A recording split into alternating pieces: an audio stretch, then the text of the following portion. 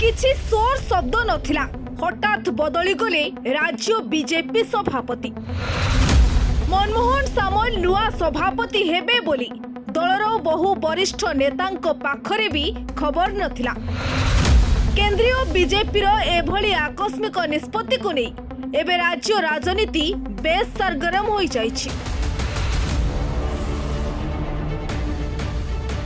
2024 पई बीजेपी की स्ट्रैटेजी करिछि ताहाकु नै आरंभ होई जाइछि चर्चा। छात्र राजनीति आगकु बढ़िथिले मनमोहन सामल। 1979 रे से भद्रक कॉलेज छात्र संसदर सभापति होइथिले। परे अखिल भारतीय विद्यार्थी परिषदर विभिन्न पद पदवी रे रही से संगठन करथिले। 1982 रे भारतीय जनता पार्टी रे से जोग देथिले। निजर सांगठनिक दक्षता और कर्तव्य निष्ठा पाई दलर बहु गुरुत्वपूर्ण पदवी रे रही आसिछंती मनमोहन।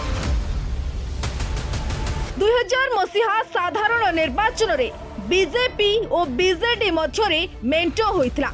सेतेबेले बीजेपी रो राज्य सभापति थिले मनमोहन सामल। खाली 2000 नुहे 2004 निर्वाचन बेले भी मनमोहन सभापति थिले। अर्थात तांकरी नेतृत्व रे बीजेपी दुई थर क्षमता को आसिबारे समर्थ होइछि। तेणु मनमोहन को बीजेपी रो लकी प्रेसिडेंट कहिले भूल हेबो नाही। 2000 रु 2009 पर्यंत बीजेपी रे बेस शक्तिशाली थिले मनमोहन सामल। 2000 रे से निर्वाचन हारि जिबारु राज्यसभा को जाइथिले। नुआ दिल्ली रे तांकर केते दबदबा थिला एथिरु स्पष्ट अनुमेय। 2000 रे से धामनगर रु जितिबा परे नवीन को मंत्रिमंडल रे गुरु दायित्व बहन करथिले। राजस्व भली गुरुत्वपूर्ण विभाग नवीन तांकु ही देइथिले।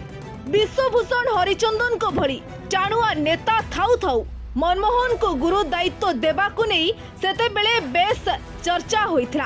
तेबे मनमोहन को राजनीतिक उतरण रे भटा पकाई देइथिला एक अप्रीतिकर घटना, जेउथि पई 2008 रे से मंत्रिमंडल रु इस्तीफा देबाकू बाध्य होइथिले।